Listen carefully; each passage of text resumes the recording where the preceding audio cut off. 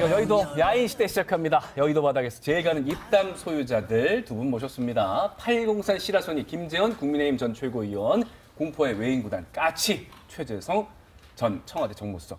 어서 오십시오. 안녕하세요. 네, 반갑습니다. 마침 두 분 다 청와대 정무수석 네. 출신입니다. 해답지를 보는 느낌으로 이 질문을 좀 드리고 싶은데요. 윤석열 대통령 그 신년 인사에 이재명 대표가 참석하지 않아서 굉장히 또 시끄럽지 않았습니까? 이를 두고 이제 야당에서는 이 예의 없는 초청을 문제 삼고 여당에서는 참 그 옹졸한 선택이다라고 비판하고 있습니다. 두 분은 뭐 정답을 알고 있지 않겠습니까? 원래는 어떻게 이루어지는 겁니까? 이게 이제 행안부에서 주관한다 하더라도 네. 대통령 참석 행사고 또 정당 대표들만 참석하는 게 아니고 예. 다른 분들도 참석을 하죠. 네. 그래서 주관은 행안부이나 정치권 이쪽은 청와대에서 그러니까 대통령실에서 직접 연락을 하고 예를 들면 누가 하는 거죠? 챙기고 그건 정무수석실에서 정무수석실에서. 비서관들이 뭐 전화도 하고 인편으로 찾아가기도 하고 그렇습니까? 우선 야당 대표가 참석을 하는지 안 하는지 체킹을 해야 될 거 아니에요. 예. 그래서 정부 차원, 주간부처 차원에서 일반적으로 뭐 메일 보내고 공문 보내고. 하는 거하고는 조금 다른 차원에서 다뤄지는 거죠. 그게 병행해서 두 가지가 같이 갔어야 된다. 그렇습니다. 예. 그 규정에는 없습니다만 통상 그렇게 해서 문재인 전 대통령 때는 통상 뭐 비서관들이 전화를 그렇게 하거나 했습니다. 체크를 했다. 그래서 예, 2000년도에는 황교안 대표가 참석을 못 하신다는 걸 확인을 했고 그 과정에 그런 이제 체크하고 네, 소통하는 과정이 있었죠. 네, 알겠습니다. 자, 김재원 전 정무수석님.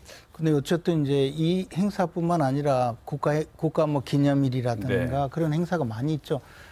예를 들어 뭐 그 3.1절, 광복절, 뭐 개천절 이런 행사와 똑같이 국가의 이런 그 일반적인 경축 행사는 행정안전부에서 주관을 하거든요. 네. 그래서 이번 행사도 일괄해서 수백 명의 참석 대상자들에게 그렇습니다. 메일을 보냅니다. 메일을 보내고 그 다음에 전화로 확인을 하죠. 예. 그리고 이제 특별한 경우에는 직접 찾아가서 이제 초청장을 또 드리는 경우도 있고. 근데 이번은 세 번 다 메일도 보내고 전화도 확인하고 참석하지 않는다고 해도 초청장도 드리고 또 참석하겠다고 하면 비표도 또 갖다 드려야 돼요. 대통령 행사에는. 그렇게 해서 이제 경호를 뭐 아주 간편하게 잠시 통과해서 참석할 수 있도록 이렇게 하는데 저는 문제는 뭐냐면 이것은 통상적으로 모든 절차가 정상적으로 치러진 행사인데 이번에 예, 이메일도 이번에는 보내고 인편도 갔다. 그렇죠. 예. 이재명 대표 측에 메일만 보낸 게 아니라 인편도 갔다는 거죠? 그건 뭐 당연한 이야기죠. 이재명 대표는 몰랐다고 그러던데. 그러니까 이제 그거는 두 가지 가능성이 있다고 봐요. 실무진들이 아예 뭐 이건 우리가 뭐 대통령이 하는데 왜 가냐 하고 그냥 쓰레기통에 집어넣고 끝냈는데 안 알렸다? 예. 예. 그랬는데 나중에 보니까 뭐 이런 일이 있어서 이재명 대표가 난 몰랐다. 이렇게 했다면 그래 놓고는 뭐 예의 없네 만에 이랬다면 이건 정당이 이게 완전 웃기는 정당이죠. 콩가루 집안이라고 봐야죠. 보고 체계가 잘 잡혀 있지 않은 거다. 그렇죠. 그게 사실이면. 콩가루 집안 그리고 입장에서 만약에 한마디 하면 대표에게 보고를 했는데도 대표가 뭐 잊어먹을 쓸 수도 있어요. 예컨대. 그런데 이재명 대표는 원래 뭐 김문기 성남 몰랐다고 도계공 그랬죠. 팀장 그 돌아가신 다음에도 나 그 사람 모른다고 하잖아요. 우리 재판까지 받잖아요. 그렇습니다. 그래 원래 몰랐다고 하는 상습적인 또 모름증이 있어요. 그래서 뭐 그렇게 이야기했을 수도 있고 둘 중에 하나겠죠. 이런 거죠. 이거는 대통령을 위해서 정무수석실에서 하는 거예요. 그렇습니다. 상대에 대한 왜냐하면 예의보다도- 다른 데는 오거든요. 근데 정치적 상황에 따라서 야당 대표가 안 오는 경우들이 있어요. 예. 근데 대통령 입장에서는 오는 게 좋죠. 네. 그게 협치나 뭐 이런 게 안 되더라도 그래서 체킹하고 정무수석실에서 하는 거예요. 2020년, 21년 다 당시 야당 대표 국민의힘 쪽에서 안 왔거든요, 대표가.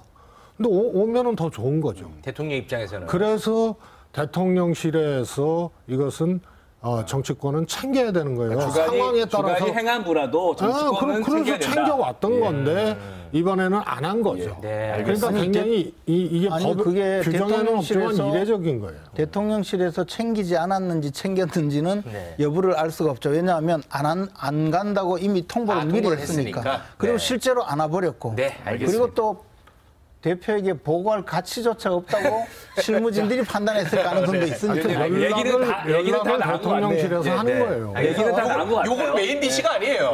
밑반찬인데. 그래놓고 메일을 틱 보내고 말았다. 이렇게 틱 보내고 거짓말까지 말았다. 했잖아요. 인편도 보냈는데. 그럼요. 알겠습니다. 콩가루당이죠. 자, 저희 그러면 본격적으로 얘기 들어가겠습니다. 요즘 정치권이 리스크로 아주 뜨겁습니다. 아마도 이재명 대표의 사법 리스크를 떠올리시는 분들이 많을 텐데요. 그런데 또 다른 리스크가 등장을 했습니다. 준비한 영상으로 확인해 보겠습니다. 대통령이 미국과 핵전력 공동기획 공동연습 논의 중이라는 발언을 하자마자 바이든 대통령이 또 했다고 합니다. 전쟁, 확전 이런 언사를 쉽게 하는 국군 통수권자가 바로 코리아 리스크의 핵심이다. 북한이 지금 계속해서 도발을 해오고 있단 말이죠. 이런 상황 속에서 윤석열 대통령이 일점 불사, 확실한 응징 등 강경한 발언을 쏟아내고 있습니다. 이를 두고 이재명 대표가 윤석열 대통령은 코리아 리스크다라고 표현을 했습니다. 이 9.19 군사합의 효력 정지까지 또 언급을 하고 있는 그런 상황인데요. 어떻게 보십니까?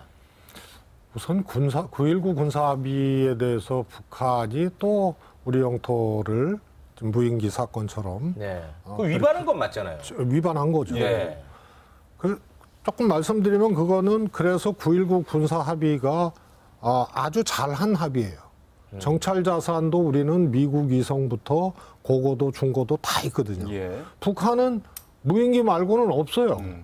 근데 그것조차 금지시켰기 때문에 사실은 잘한 합의예요. 네. 그런데 당시 야당은 물론이고 대통령 후보였던 윤석열 후보, 그다음에 이번에 무인기 침투했을 때 대통령으로서의 윤석열 대통령 전부 다 9.19 군사합의 잘못됐다 그러고 그것 때문에 훈련 한번 제대로 못하고 뭐 이렇게 뚫렸다고 하고 이런 거 아니에요? 예.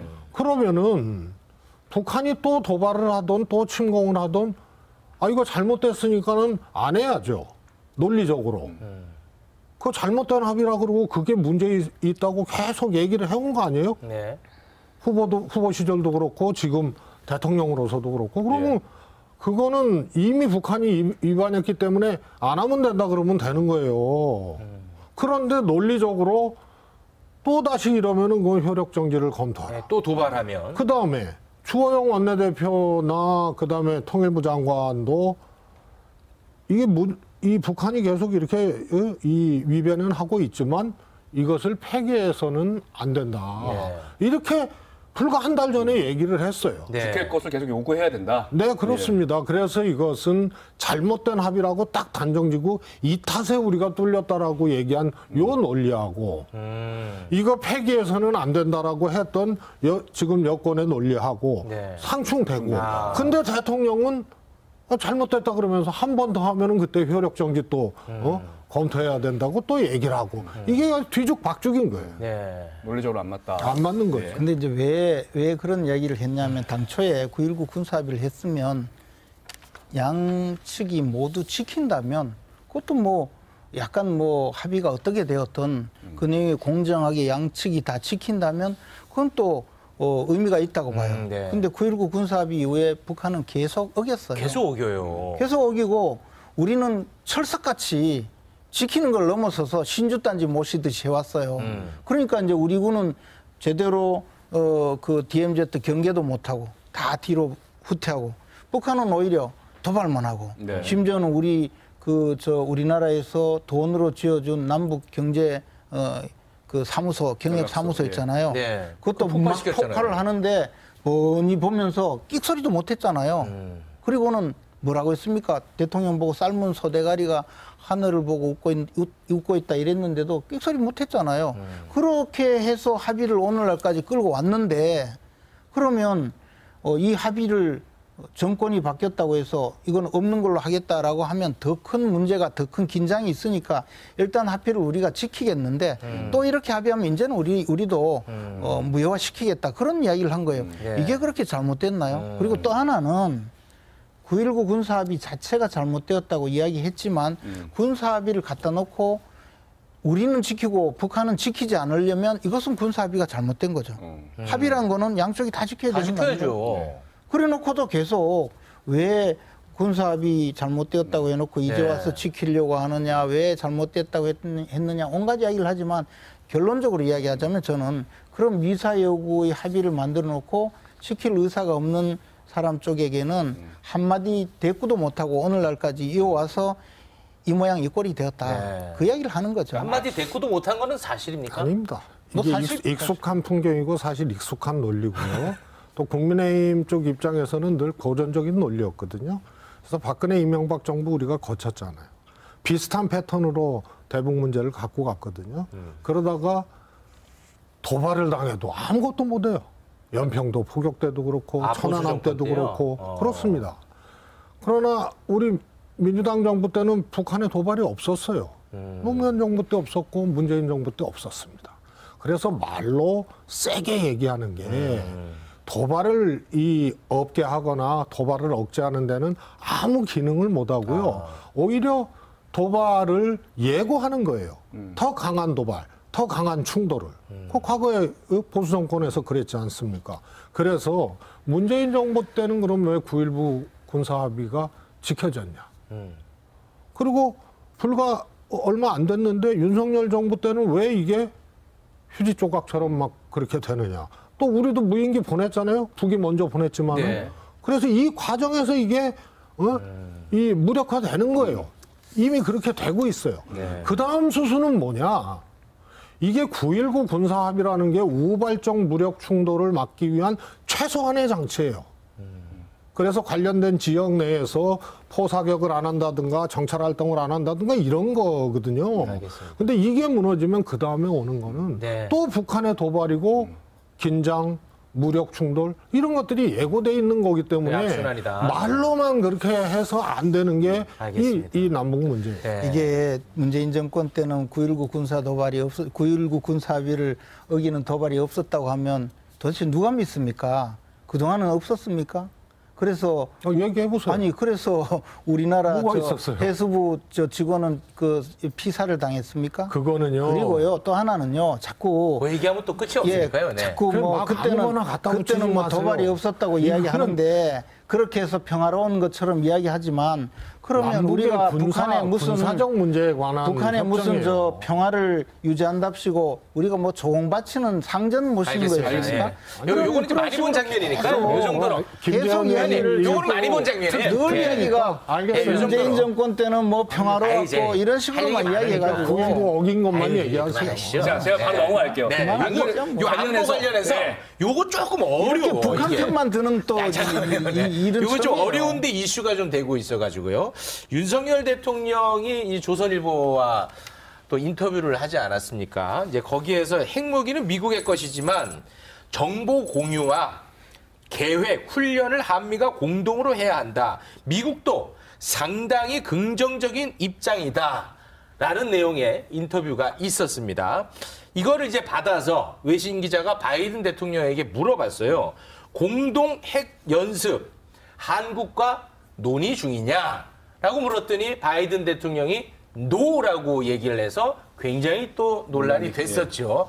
요거 좀 어려운데 요거 좀 정리를 해 주시죠. 뭐 이름이 뭐 공동 핵 연습, 공동 연습 이렇게 용어가 계속 충돌하고 이게 있습니다. 좀 헷갈리고 어렵더라고요. 김재원 의원님. 근데 이제 이게 그 바이든 대통령에게 그 기자가 물은 내용은 윤석열 대통령이 그 했던 발언하고는 다른 내용이었어요. 그리고 이제 공동 핵연습이라는 것은 핵 보유국끼리 할 수 있죠. 그렇습니다. 네, 네. 그리고 윤석열 대통령이 이야기한 것은 그 정도가 아니고 이제 핵 정보를 공유한다든가 또는 저 지금 그 말할 경우에는 모의 연습을 한다든가 뭐 이런 정도의 내용이었는데 네. 그것이 이제 서로 간에 약간의 용어 차이 자체가 있었던 걸로 보여요. 그러니까 근데 미국 기자가 어떤 걸 보고 그러면 공동 핵 연습이라고 한 겁니까? 아, 그거는 저 한국 통신사가 예. 네. 그렇게 번역을 해서 뿌렸어요. 그래서 예. 이제 다시 미국에서 모의 연습 정도는 할 수 있다고 또 해석을 하고 지금 발표를 하고 있잖아요. 아마 그 내용 자체는 그렇게 우리나라도 핵보유국이 아니기 때문에 미국과 공동 핵 연습은 불가능해요. 용어에서 오는 혼선이었다. 그렇죠. 그래서 다만 이 부분에 대해서 이제 북한이 뭐 핵무기를 개발해서 대륙간 탄도탄을 쏘고 하니까 대통령으로서는 미국과 충분히 정보 공유를 하고 네. 또 만약에 북한이 핵 공격을 할 때 우리가 어떻게 대비할 것인지 정도는 우리도 지금 대비하고 있다는 것을 네. 설명하는 과정에서 해프닝 정도. 오해가 빚어진 것 아니냐. 해프닝. 특히 이제 이것을 번역해서 가는 과정은 전혀 다른 용어가 되어버렸다. 그렇게 보여지죠. 알겠습니다. 대통령의 언어, 특히 안보와 관련된 언어는 굉장히 예민합니다. 그래서 적확하게 써줘야 되는데요. 핵무기는 미국 것이지만 네. 이랬단 말이에요. 네. 그래서 미 핵전력에 대해서 공동기획, 공동연습, 네. 미국과 논의 중이다. 네. 긍정적으로. 요게 대통령 워딩이에요. 네. 그런데 2005년 노무현 정부부터 미국의 핵 우산에 우리가 들어있는 거 아니에요? 그러나 일정 정도의 정보, 그다음에 우리 재래식 전력으로 협조할 수 있는 방안, 이것을 제한적으로 공유하고 공동으로 대응하는, 다시 말해서 북의 핵의 억제력을 강화하기 위한 대응 훈련, 네. 협의, 이런 것들은 2005년부터 협정을 해서 쭉 고도화시켜 해오고 왔어요. 있었다. 그러면 딱 이거죠. 미국의 핵에 대해서 우리가 공동 기획하고 공동 연습하는 요거냐? 북한에게 억제력을 강화하기 위해서 미국과 정보 공유나 이런 공조를 하느냐?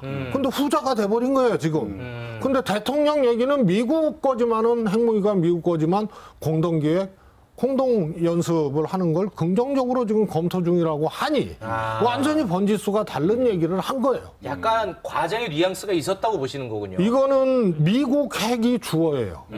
그러나 그동안 2005년부터 협정을 통해서 해왔던 거는 북한 핵이 대상이고 그다음에 우리가 거기에 어떻게 대응할 거냐의 문제이기 때문에 완전 다른 거를 미국 핵을 주어로 해서 네. 대통령이 잘못 얘기한 거란 말이에요. 알겠습니다. 약간 과장의 뉘앙스가 있었던 건 사실이다. 뭐 이렇게 보시는 것 같습니다. 이 정도로 정리하시죠. 네. 네. 자, 그리고 근데, 이어서 근데 제가 중요한 좋아하는 건 이재명 대표 얘기예요. 좋아하는 이재명 대표. 한마디만 하자면 네, 그게 이재명 무슨 리스크. 의미가 있냐는 거예요. 주어가 어떻게 되었다고 달라진 게 그래서 보이냐는 결국 말이에요. 무슨 의미냐면 문재인 정부 시절에 드론봇 전투단 있잖아요. 네네, 드론 2018년에. 전투단. 그게 있었음에도 불구하고 없고 훈련 한번 안 했다 그러니까 윤석열 정부에 또 드론 전투단이 필요한 거예요.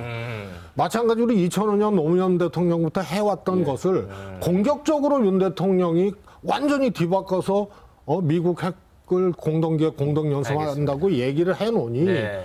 완전히 이거는 다른 거고 알겠습니다. 불안감을 예. 더 부추기는 자, 거예요. 이재명 대표 얘기 좋아하시잖아요. 아니 그보다도 예. 너무 엉터리 이야기를 계속하니까 제가 어쩔 수 없는데 예, 사법 리스크. 그건 이미 저 노태우 정권 때부터 시작된 거예요. 자꾸. 내용을 갖고 예. 얘기하세요. 저희가 이제 시간이 없어서요. 네. 지금 이재명 대표 사법 리스크와 관련해서 워낙 좋아하시는데. 당내에서 단일 대우를 유지하려고 하는 것 같더니 좀 다른 목소리가 좀 나오고 있어서요. 친 이재명계 좌장으로 불리는 정성 의원이 이재명 대표가 사법 리스크는 당의 문제가 아닌 자신의 문제인 만큼 내가 대응하겠다고 하는 게 맞다.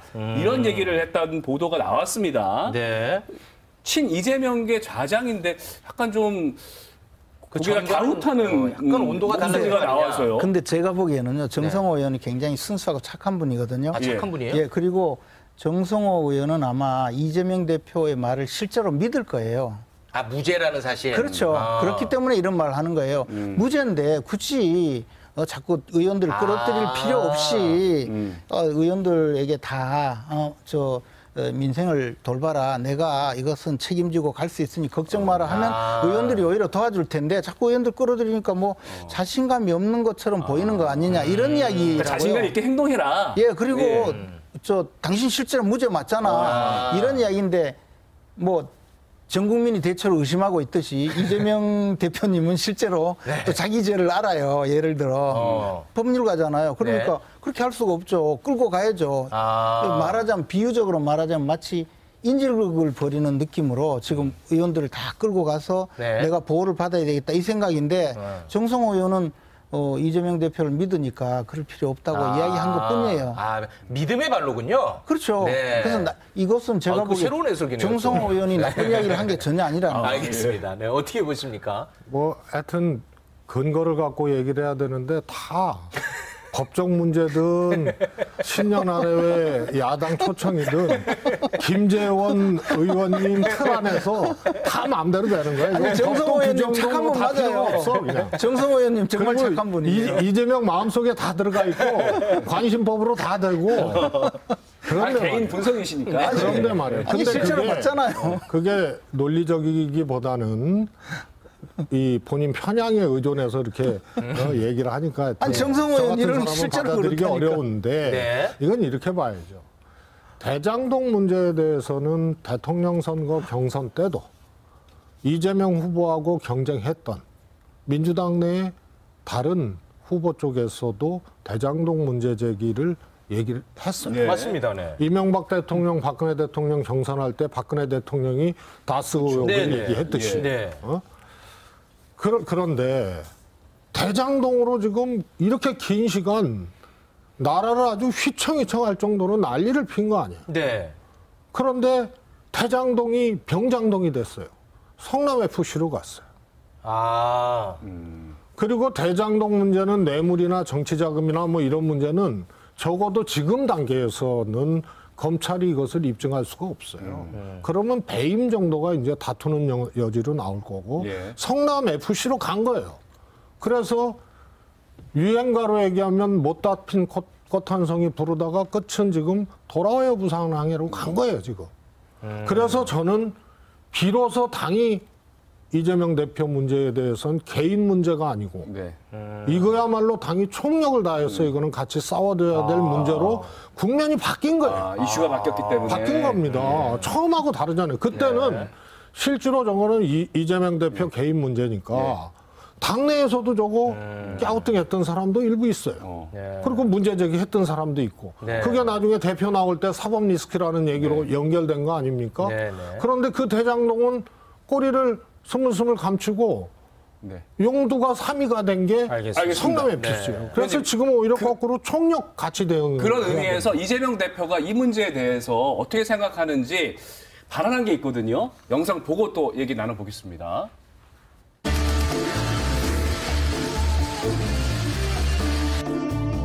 회의 끝난 다음에 복도에 계속 기다리시다가 뒷걸음질 치면서 카메라로 찍고 질문하는 거 힘드시죠? 오늘은 그런 거 안 하기 위해서 질문을 이렇게 답변 하겠습니다. 그게 괜찮겠죠? 대표님 본인의 방탄국회 프레임에 어떻게 해소하실 방법을 생각하시는 것이 있는지 궁금합니다. 아니 제가 소환 조사를 받겠다고 하는데 뭘 방탄하죠? 그 사법 리스크와 당 문제를 좀 분리했으면 네. 좋겠다 이런 부분에 대해서 네. 네, 다음 질문으로 가죠. 네, 오랜만에 이재명 대표가 기자들과 소통을 원했던 것 같은데 여기서 약간 좀 삐걱거리는 모습이었습니다. 방탄 프레임, 굉장히 기분이 좀 언짢은 것 같습니다. 아니 내가 소환에 응하겠다는데 뭘 자꾸 방탄하느냐. 다음 질문 해라. 뭐 이렇게 약간 좀 기분 안 좋은 티를 낸 것 같습니다. 어떻게 보십니까?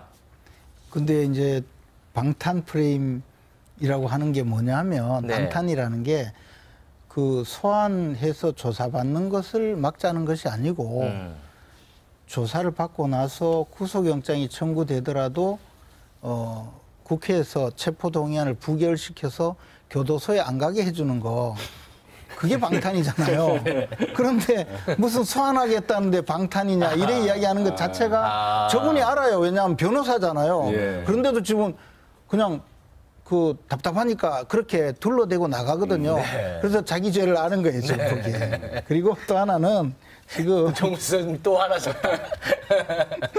네. 제가 보기에는 네. 너무 순진한 분이에요. 다 들통이 나고 있어요, 지금. 아, 그렇습니까? 그리고 질문 받으라고 하면 답변하면 되는데 네. 질문하라고 해놓고는 도망가잖아요, 다음 사람. 그럼 질문을 안 받아야죠. 알겠습니다. 겁이 나서 지금. 겁이 나고 있는 상황이다. 네. 알겠습니다. 말을 못 하잖아요. 참 많이도 아셔. 아, 이거 이재명 대표 최측근 같아요. 이런 거죠. 저는 애당초 체포동의안이 과연 필요한 거냐. 체포동의안이. 네. 국회가 안 열릴 때 하면 되는 거거든요. 근데 아직 뭐 구속영장 하면 영장 되는 거 아니에요. 청구는 안 된 상태. 그래서 네. 방탄이라는 것이 전제가 된다면 우선은 구속영장을 쳐야 돼요. 네네. 그런데 아직 그 단계가 지금 그 단계는 아니잖아요. 아니죠. 네. 그런데 1월 국회 여느니 마느니 문제를 갖고 아. 방탄 어쩌고 저쩌고 하는 게 시기적으로 안 맞아요. 아. 그래서 오히려 여권에서 이재명 방탄이라는 프레임을 씌워서 실정을 방탄하고 있는 거예요, 지금. 우선 시점이 안 맞고요. 그다음에 유죄라고 지금 완전히 못 박는 거 아니에요. 네. 근데 말씀드렸다시피 대장동은 시들시들해주고 성남 FC로 간 거거든요. 알겠습니다. 그다음에 야당 대표든 국회의원이든 간에 체포동의안 아니더라도 충분히 구속감이 되면 구속영장 청구할 수 있고 법원의 판단을 받을 수 있어요. 네. 근데 꼭 회기 중에 던져요. 아, 알겠습니다. 네. 시간이 너무 많이 지나서 여기서 빨리 보내드리겠습니다. 함께 해주신 두 분 고맙습니다. 고맙습니다. 감사합니다.